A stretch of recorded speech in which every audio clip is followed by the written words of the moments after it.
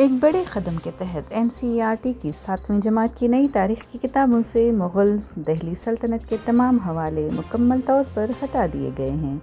2022-2023 में की गई निसाब में कटौती के बाद ये तब्दीली भारत के माजी की पेशकश को एक नए अंदाज में ढालने की सोची समझी कोशिश है। तुगलक, खिलजी, लोधी, स्लेव डायनेस्टी और मुग़ल हुक्मरानों की कामयाबियाँ मुकम्मल तौर पर हज़फ कर दी गई हैं। निसाब में अब मगध, मौर्य, शुंगा और शातवाहना जैसी कदीम भारतीय सल्तनतों को हिंदुस्तानी तहजीबी विरसे के तौर पर इस्तेमाल किया गया है। मुक़द्दस जोग्राफिया पर एक नया बाब जिसमें 12 ज्योतिर्लिंग, 4 धाम, दरिया, पहाड़ और जंगलात का तस्करा रखा गया है। 2024 के प्रयागराज महाकुंभ मेले का जिक्र है, लेकिन भगदड़ में 30 से ज़ायद अफराद की हलाकत का कोई जिक्र नहीं है। आइन के बाब में माजी में कौमी परचम लहराने पर लगाई गई पाबंदियों का हवाला दिया गया है। अंग्रेज़ी की किताब पूर्वी में 15 में से 9 तहरीरें भारतीय मुसन्निफ़ीन जैसे टैगोर, कलाम और रस्किन बॉन्ड की शामिल हैं। भारतीय तारीख़ के एक अहम दौर को निसाब से निकाल देने के बाद ये सवालात हैं कि नौजवानों की जहनसाजी किस सिमत की जा रही है और क्या इन्हें भारत की मुकम्मल तारीख़ी विरासत को समझने का मौका दिया जा रहा है या नहीं। इसी हवाले से हमने माहिर तालीम मंसूर अली ख़ान से गुफ्तगू की ताकि ये जान सकें कि क्या ये तब्दीलियाँ इल्मी इर्तिक़ा हैं या महज नज़रियाती मदाखलत हैं, या भारत की हमागी तारीख़ को महदूद करने की कोशिश की जा रही है। Sir, my first question to you is, does erasing medieval history dilute the complexity and diversity of India's cultural evolution, sir? Just want to know on this. See, this deletion of history doesn't change history. The fact is, what's happened in the history will always remain. The whole purpose is to learn and study of the past so that we can understand the happenings, the culture of the past, and and not be in denial. So just removing a part of the history, that doesn't change that history never existed. Exactly. Okay, and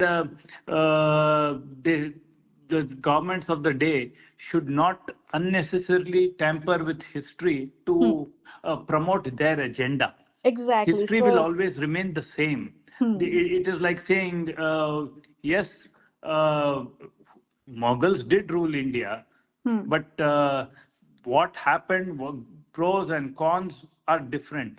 But you just can't say that the Mughals didn't exist. Exactly. Okay, and that has been a part, like, for example, let it be the Mughals, later on the Britishers, and whatever history happens, that remains in its place. So just trying to, and but the government of the day is hell bent on promoting its own agenda. So that is very, that doesn't argue well for the country. So historical facts should be stated and history should be taught so that it becomes a lesson for us to learn from the past and go into the future. Exactly. So, in an attempt to promote their particular ideology and by omitting medieval history, are we shaping young minds to forget a major chapter of India's past? And how will they then understand the heritage and monuments largely built during the Mughal era, sir? See, the whole objective of this particular government is that to make sure only their agenda remains. And this is very unfortunate that impressionable minds and students unknowingly are being influenced by the present regime to promote their ideology and agenda, which is very unfortunate. And this is totally avoidable. Sir, how do you assess the balance between nationalism and academic rigor in these textbook changes, sir? Because this is happening since a long. So, See, one thing, we all are nationalists, and the government has to be honest.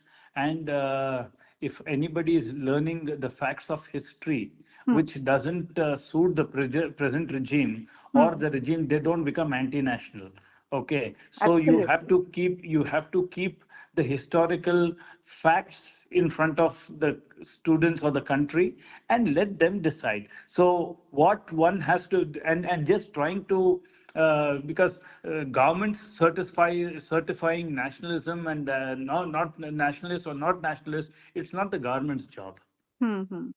Sir, there is also news that Mahakumbh Mela 2024 included. And my question to you is that should the tragic events like the Mahakumbh Stampede be a part of history education for a more realistic understanding, sir? See, Hmm. Hmm. definitely Mahakumbh you can include many more things. Hmm. Okay, there is no issue about that. Hmm. But the facts should be stated, and the students who are going to read this should not be misled with facts. That's all. Exactly. But yes, the history should be fact based. Hmm. So, my last question to you is, in an age of digitization and easy access to historical records online, how effective or sustainable is the attempt to omit medieval Indian history from textbooks? So what do you think on this? See, I'll tell you one thing. Hmm. Technology is a leveler. Technology is here to stay, Hmm. and people and students who want to access factual history will all have access to it. But it's not for the government to try and erase a major part of history. Obviously, obviously. Thank you very much, sir, for Thank speaking you. with Salar Thank you. Digital.